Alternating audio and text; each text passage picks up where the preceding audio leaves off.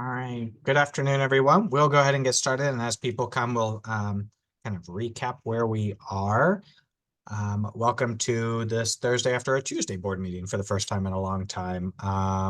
We are going to talk about goals and guardrails specific to goal 3. And this should be a pretty short presentation.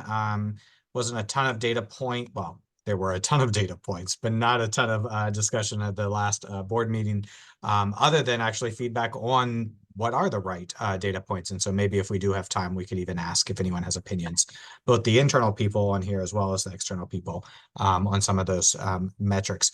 And then, as always, we'll try to answer your questions, data or otherwise, as we go forward. So just to recap, particularly for those new, the purpose of this is after the board and the superintendent discuss goals and guardrails, then we provide an opportunity for the community, even internal people, to have conversations around the data and the work as well as share ideas of what how we can improve both the data as well as the strategies to increase the data.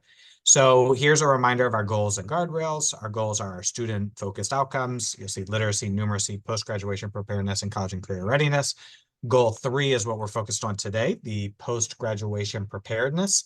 And then the guardrails. So guardrails are much, not completely, but are a lot more the adult mindsets and behaviors required to achieve those student-focused outcomes. And so we are focused on goal 3 today. Each month we focus on a different goal or guardrail.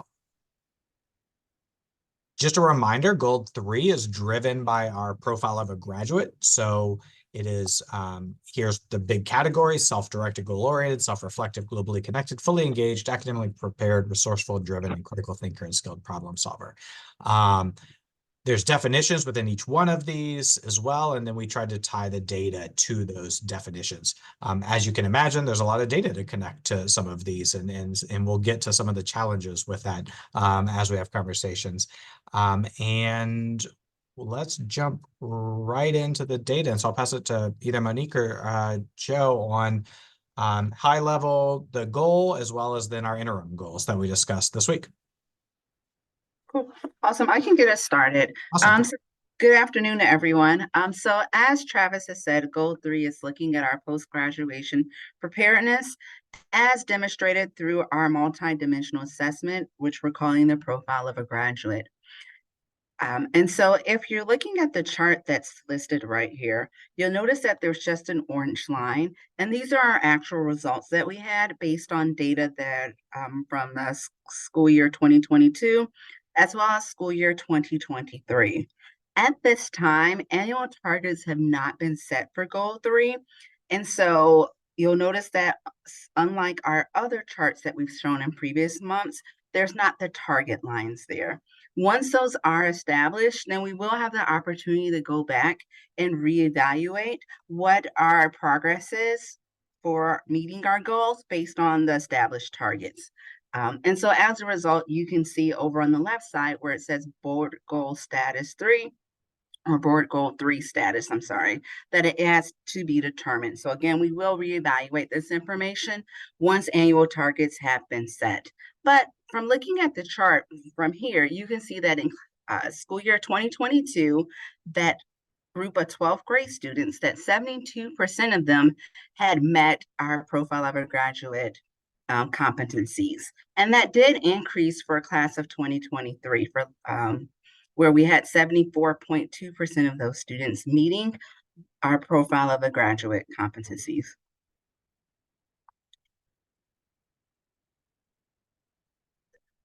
So this takes us now to looking at our interim goals.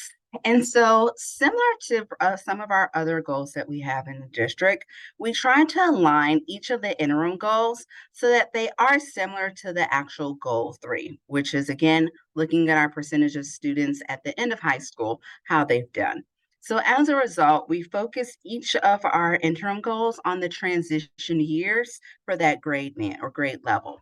So for example, interim goal 3.3 is looking at the percentage of elementary school students making progress towards the profile of a graduate. For elementary school, we focus just on the transition year or the end of elementary school, which is fifth grade. This is not to say that we're not looking at the other grades data. As an administration and our school leadership teams are constantly looking at data for all grades, but for the purpose of the profile of a graduate, we're just focusing on fifth grade at the moment. And so from here, 2023, our 22-23 school year last year was the first time that we had the opportunity to be able to measure some of these goals. And 75% of fifth grade students last year were able to meet or what we're calling being prepared towards a profile of a graduate. Next slide. Interim goal 3.2 now focuses on middle school. So now we're looking at the percentage of middle school students making progress towards a profile of a graduate. So similar to 3.1, we're only focusing for the purpose of the board report on the transition grade level, so 8th grade. But again, just like I stated earlier, all of our district staff, administration, school staff are continuing to look at the other grades. So our middle school staff are constantly, everyone's looking at 6th and 7th as well. But for today's purpose, we're going to focus on 8th grade. And so as you can see from here, there is, based on last year's 8th grade students, 67.4% of them were making progress towards a profile of a graduate. And again, when we're thinking about, well, what's our status? We have not set targets for the interim goals because the purpose of this is to make sure that the interim goals align with the overarching goal. And so once the targets have been established for goal 3, then as an administration, we can sit down and make sure that our interim goal targets are aligned to the overarching goal targets. So to break this down further, you're probably wondering, so what does those numbers that she just said mean? What are they measuring? And so from here, you can actually see these are each of the metrics that were used to look at the elementary school. And so again, this is based off of 5th grade. And what we tried to do when we created this is that we looked at each of the categories and the metrics that were being measured for our 12th grade students. And we looked to see which of those same measures can we have or do we have already to measure for our 5th grade students. And so as you can see, if you looked back at some of our previous reports, there are not as many metrics at elementary and middle school compared to 12th grade. But again, we wanted to align this as closely as possible to 12th grade using data that was already available. And so based on what was available for academically prepared, we're looking at students that are enrolling and passing their ELA, as well as their math courses. And then we're also looking at performance on the Georgia Milestones Assessment. And so each of those percentages are representing the percent of students that have met the metric. And then where it says N students, this is actually the number of students that met those. So for example, where it says, we'll look at the first row, where we have academically prepared, enrollment and passing grades in ELA courses. This is saying that 92.41% of our students enrolled and passed their ELA course. And that's equal to roughly 3,553 students passing their ELA courses. This next table here now shows a similar type of breakdown, but now for our middle school students. So again, similar to the elementary school, we look to see, we used our 12th grade metrics as our baseline to be able to see out of the metrics that we've already used that you've previously seen for our 12th grade students, which one of those metrics are still available for 8th grade students. And so from here, these are the ones that were the same or as closely aligned as possible. And so the same type of idea applies here where you're looking at for each row, the percentage is representing the percent of students that met each of the metrics, and the number represents the number of students that met that metric. So for example, if we look at, let's just take the third row, where it says academically prepared, PSA benchmark scores green. So this is, and you have 13.08%. This is saying that 13% of our 8th grade students last year met the PSAT benchmark score of being prepared for or on the right track for college and career. And that's equal to 605 of the 8th grade students. So again, 605 is representing the number of students that met that PSA benchmark score. Next slide. Oh, yeah, that was the last slide for the data, Monique. Thanks for sharing. We'll first start open to any questions, comments from both internal and external people on these interim goals. Yes, Lisa. Hi, well, I've actually two questions, and I haven't listened to the whole board meeting yet, so I don't know if some of this was already asked. My first question is there somewhere, and I haven't looked for it, so the answer may be yes, easily found, where all of this data is housed in one place rather than having to go through every monthly board meeting, like these slides? Yeah, so it'll be in 2 different places, and I'll put some links in the chat in a minute or send it out afterwards. One place, these slides are kept on APS Connects. We have like a goals and guardrails section where the recording and slides for each month are put. Okay. But then the report that the board is driven by is on the main board, simply their board meeting website. It has SoftG reports by month there. Okay. And so I'll try to put both links in a few minutes in the chat. So then my next question was going back to what really stood out to me. I'm not sure I've seen the data laid out like that before, but the difference between the number of students or percent of students that are passing ELA and math versus the number that are showing as proficient in ELA and math on the milestone. I mean, that's big. That's a big difference, don't you think? I mean, shouldn't that be closer aligned? So let me jump in. So proficiency and passing are really different things. So proficiency or higher is a better than average score.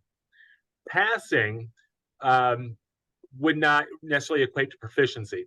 So at the high school level, for example, there's a conversion, an EOC conversion score, where it's converted to a numerical grade. And level 2, which is called developing learner, that ranges from 69, which is not passing, all the way to 79, which is passing. So again, you could have a 79, pass your course, but not hit that score of proficiency, which is above the state average. And again, your point about these numbers not aligning the way we would like them to, and the connection between proficiency rates and grades, that's certainly well taken and very valid. But there is a difference between proficiency and passing, just as there's a difference between proficiency and on grade level reading. Okay, I got that. I wrote down. Okay, so 69 to 79. But I guess I would also wonder that if a child is getting 69 or 79, they're not mastering it enough to do well the following year. Like, our kids that in there get kind of suggested to go to summer, like my kid is struggling this year. Yeah. It's a bit flop for him. He's not doing as well on the course grades, but doing well in milestones. But I don't feel like he is mastering it enough to, that he doesn't need support over the summer. And so I would just wonder if 69 to 79 really does show enough mastery to be successful in the following year. Yeah, so the definition of level 2 or developing learner is that they do need some support. And very often the students may have mastered some standards and done quite well on certain domain areas, but not well in all of them. For instance, a student could do extremely well in the reading portion of the Georgia milestones, even better than grade level average, but really have just, let's say, didn't answer the questions properly in writing and the writing assessment, and that could really undo their chances of proficiency. So it is a little complex, but by definition, students in that level 2 need some support to gain the kind of mastery that we want them to gain, because we want them to gain mastery over all the standards, not some. I hope that helps a little bit. All right, thank you. And actually, to build on it, it's this was the exact, not the exact, but it was similar concerns when we shared the interim goals at the high school level. Kind of had that same, when it's all on one screen, we had much prettier graph then, which we'll have to work on. But it showed, 86.6 graduation rate, but then 36.6 milestone proficiency, but then 88% passing. And so it's one of those things where it still painted that same picture that you're rightly calling out as something to keep in mind if Thank you. do something about. Any other questions on the data or anything else?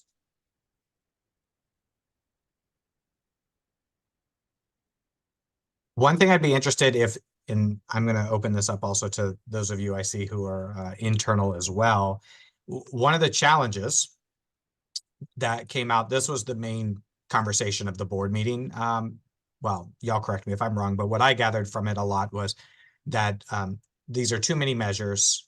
It is very difficult to manage or prioritize when you have so many measures.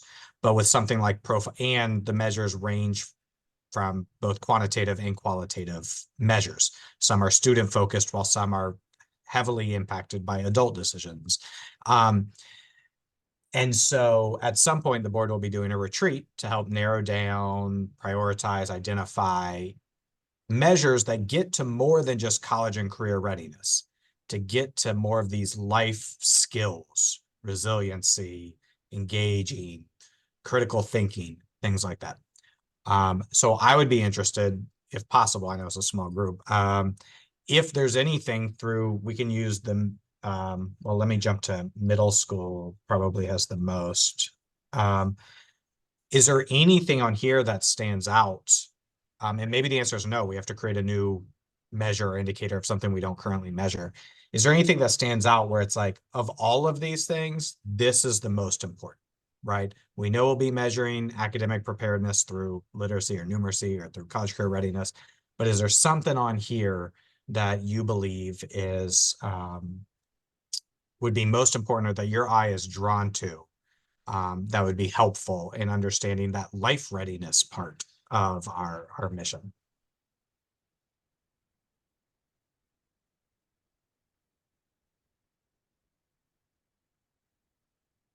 Yeah, Lisa. Sorry.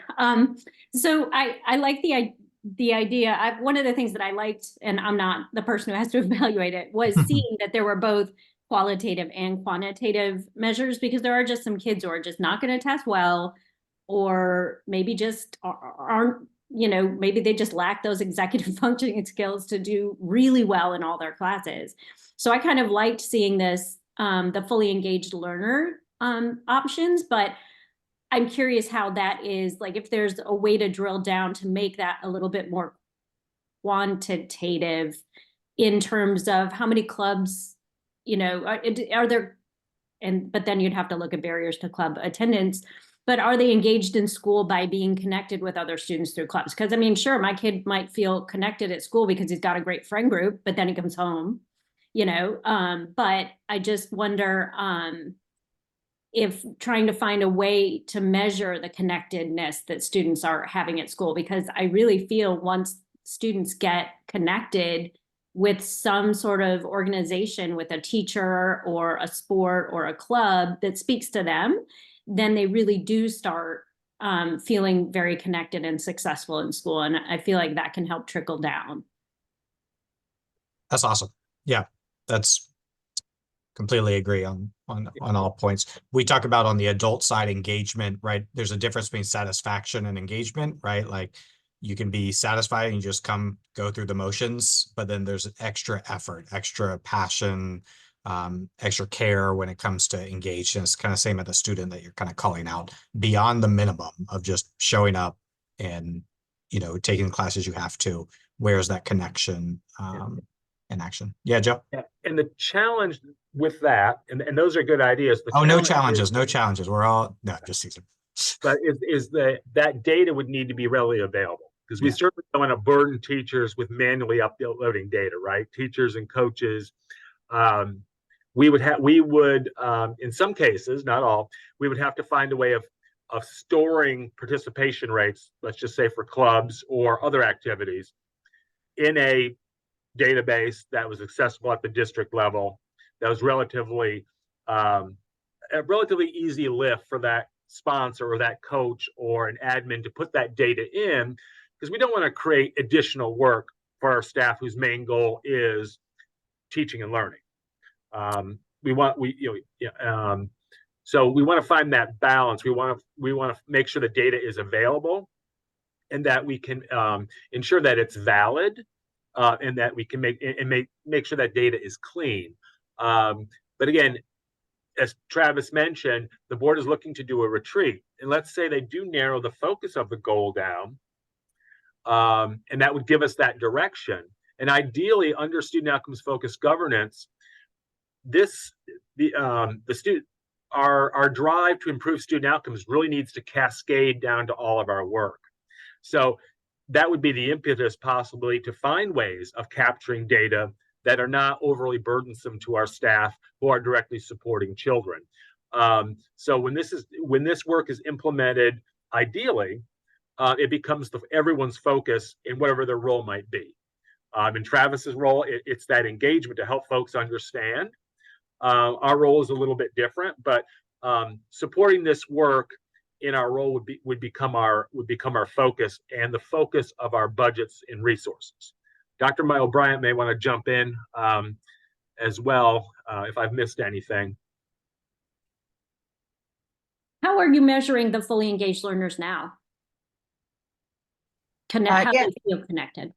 Yeah, absolutely. So right now, the students, each year around January or February, the students are taking the Georgia Student Health Survey. It's also known as the Georgia Climate Survey to some people. And so it's actually a question on there where students are able to say on the statement whether they strongly agree or strongly disagree. And so that's how we're able to measure that. And so we're measuring that the student basically meets that metric if they say that they strongly agree or agree. Yeah, And so APS doesn't have any control over the questions that go on there, so it couldn't be a matter of adding, are you involved in a club, right? So students can't self-report through that. Okay, all right. Yeah. So to that survey, I put up at the 12th grade level, what we look at for fully engaged learner. Hopefully you can see my screen on it to help paint a little bit of a picture of what we cascaded down at the middle school level and elementary school level, and where those came from, the senior exit survey, as well as the Georgia Student Health Survey. We do have surveys where questions are added to help create a more broad understanding. So the equity survey from AMP Up, we did add a few questions to get to particularly, I'm trying to think, resourceful, some questions we didn't feel like the Georgia Student Health Survey really captured. So that's always a possibility, right? Yep, absolutely. Yeah, if something is important enough, you figure out a way to measure it if that's the thing that is a priority. So the right way to measure it. So, but cool. That's great feedback. And Diane, I will have to work on your question about middle schools offering opportunities for students to earn high school credit, unless, Monique, you happen to know from course selection and everything whether we have that. Offhand, I'm not 100% sure. I'll backtrack that a little bit. I know for a fact that all middle schools do have the opportunity to take the world language credit. And that is one of the things that is measured in the 8th grade is if they've had the opportunity to take a world language. So we do offer those for high school credit at each of the middle schools, but some of the other courses may just vary slightly from school to school.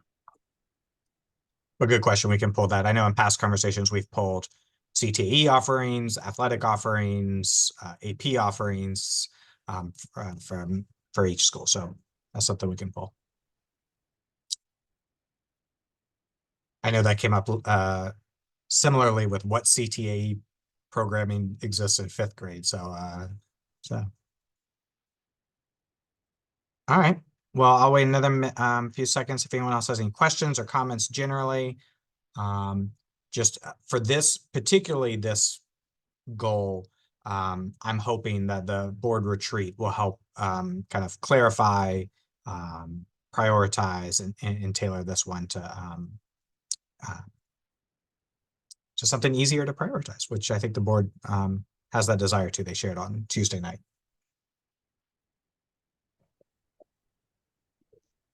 Travis, I'm driving, so I can't raise my hand. Oh, Can I sorry. chime in? Yeah, of course. On that subject that Lisa brought up about the the clubs and things like that, and obviously not wanting to have more burdens put on the school staff, are there ways that the district level can make it easier for clubs to get started, for them to, get rosters together? Because I know that at different schools, they have all sorts of different methods for, cobbling clubs together, and some of the club sports also. So, I mean, that might be something like a win-win if the district could consider how we might make that easier for people at the school, so they don't have to invent things from scratch. And then you can collect the data that way. Absolutely. Yep. No, that's a great idea. We're literally, I think, just pushed out yesterday a survey on athletics, because we're doing some strategic planning with the athletics department and wanting to hear from student athletes as well as families. And even Monique's probably smiling, even the process of that, which is probably the most structured of any set of clubs, but getting that information was not as easy as it could be. So yeah, I think that's a great idea. I know even things like stipends for faculty advisors, do you increase, if this is something we like, do you increase a stipend for a faculty advisor to include reporting mechanism of students or coding of students who are in certain clubs? So I think there are barriers that can be overcome that at the end support students' connectedness to schools. Thanks. Thank you for that answer. I mean, I just think the more we look toward how to make things easier at the school level, Absolutely, rather than harder. And yes, I mean, athletics is potentially the most structured, but it's also not very structured either. Exactly. So, Exactly. That's my point. yeah. Okay. Completely Right, agree. thanks. And actually, on that, kind of combining your question and also Diane's question, we had a great student speak at the board meeting on Tuesday night about high school credit for non-GHSA athletics. So again, feeling a connection at school with a non-GHSA sport, and how to get credit for it, and how to reward students for participating in activities as well. So motivate them. So awesome. Yeah, I think this work, what this work has shown us is that need to have those clear and concise district level processes, like for capturing data and information, that is not overly burdensome, for staff. And so that's definitely a point well taken, and just good practice. Yeah. Awesome. Well, I appreciate y'all. I won't hang on to all of y'all for some questions and conversation, even though we know we love these conversations and could talk about them for hours. So thank you all for attending today. Monique, do you know what next month's goal and guardrail is? I should know. Yes, next month we are back looking at map data. So we'll have the opportunity to look at our ELA map data. Oh, awesome. And it'll be perfect timing as well, because right before then, we're kind of confirming some site locations, but we're going to do some engagement with the community, updating them on our literacy efforts. And so the superintendent will be out there and we'll be talking about some of the focus on literacy. And I see Carolyn on there. We're trying to get some free books for families and some other resources. So it'll be a literacy couple weeks during that time. So thank you, Monique, for the update, and thank you all for attending as always. And y'all have a great rest of your week.